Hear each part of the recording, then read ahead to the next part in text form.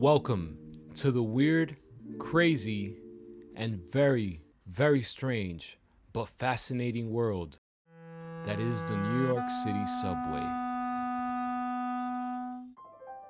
It's a place where you'll find rats dragging a pizza, rats go inside MetroCard machines, rats go on people, inside subway cars, inside people's mouths. Basically, rats everywhere. Everyone that knows me, they know one thing: I hate rats. But it's New York. You know there's a lot of rats when even the city's mayor received a rat citation at his personal home. Well, you know what? We're gonna kill rats. You might also see people on motorcycles, fires inside and outside the subway trains, even floods, the occasional blue-collar crime. But despite all these quirks, millions of New Yorkers still ride these trains each and every day to get to work, school, and everywhere in between. Ever wondered how this iconic transit system came to be? You won't believe all the shit it took to get the subway running. If you want to find out, hold on to the banister, or wait, don't. Anyway, we're taking a trip to the origins of the New York City subway and why it was built. Stick around till the end and I'll show you how the MTA disposes retired subway cars.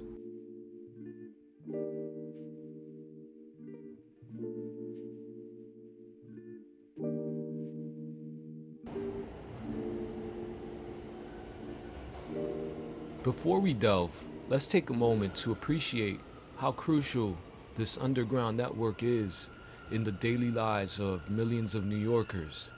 The subway is the lifeblood of the city, keeps the city moving 24/7, 365 days out the year. Almost 3.6 million daily riders as of March 2023, of which 2.3 million paid their way on the subway, the other 1.2 million hopping the turnstiles. The subway is the most heavily used public transportation system in the United States. More than half New Yorkers rely on public transit, and the subway is their go-to choice. In a city where the cost of living can literally cost you an arm and a leg, having an affordable, efficient transportation system is essential for residents trying to make ends meet. So risking your life on the subway seems worth the gamble, because otherwise you risk still ending up on these trains for heat in the winter and free Wi-Fi. Can you imagine calling the subway car home? The subway system is vast too, with 472 stations and 248 miles of routes. It's one of the largest, most extensive, rapid transit systems in the world. And it's continuously growing and evolving to meet the needs of the city's residents. Now that we understand the importance of the subway in the context of modern-day New York City, let's travel back in time to discover how it all began. Trust me, it's a story filled with some shit.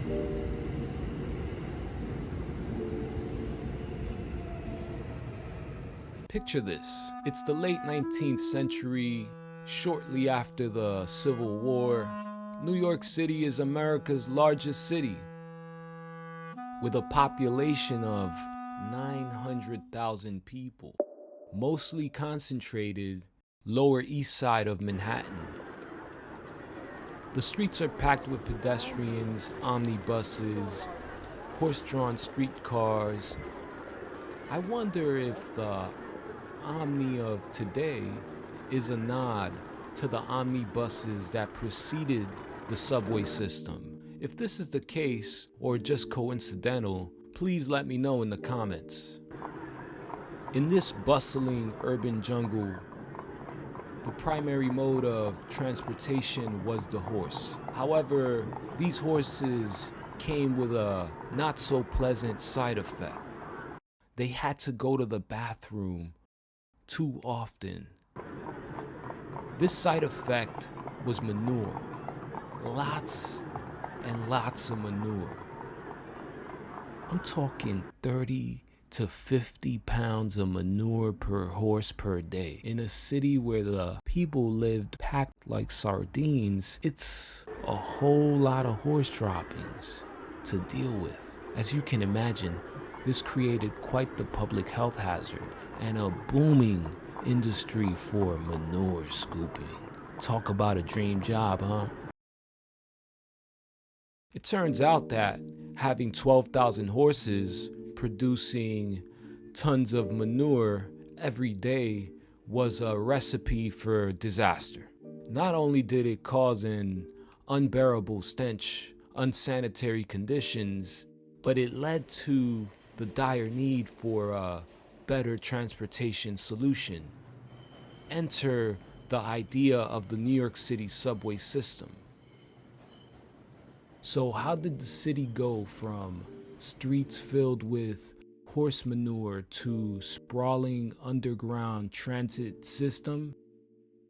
The idea of building an underground transit network in New York City was certainly ambitious and filled with challenges. One key problem engineers faced was figuring out how to power trains underground without using steam or smoke. Steam-powered trains were the norm at the time, but weren't suitable for underground use due to the smoke and fumes they produced. In order to create a safe, efficient subway system, engineers needed to find a new method of propulsion. They had to come up with a way to power cars underground that could pull long trains without releasing harmful emissions.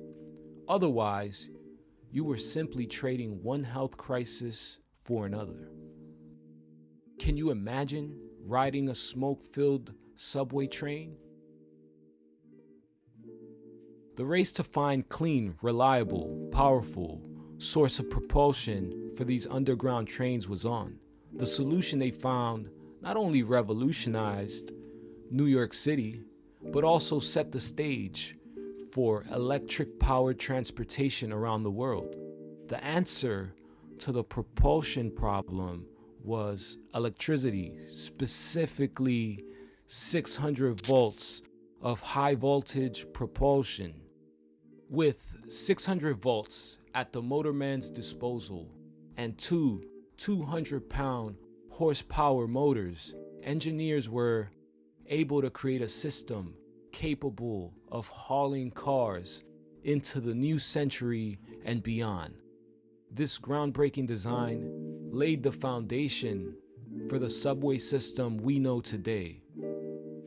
And on October 27th, 1904, the first train opened its doors for service. But how did the city go from innovative idea to fully functioning subway network? Let's explore the birth of the first subway line and its impact on New York City in another video.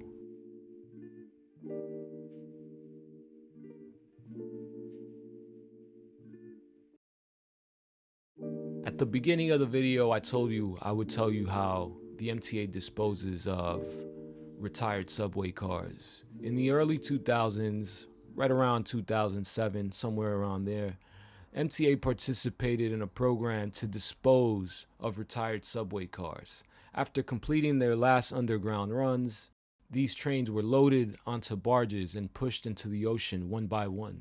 The cars were used to create artificial reefs along the Atlantic coast in states such as New Jersey, Maryland, Delaware, Virginia, South Carolina, and Georgia. Each car sank rapidly within 60 to 90 seconds. Well, I'm all out, guys. Till next time. Peace, peace.